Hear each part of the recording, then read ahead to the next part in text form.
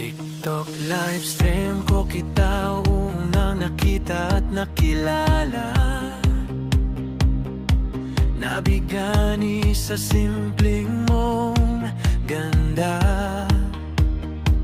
Pinakilala ka sa iba pero sa'kin ka namangha. Niligawan agad kita, baka sa iba ka pa mapunta. Sabi ko 1 week lang pero nag-extend ka. Pinakita ko ang totoong ako at yun ang nagustuhan mo.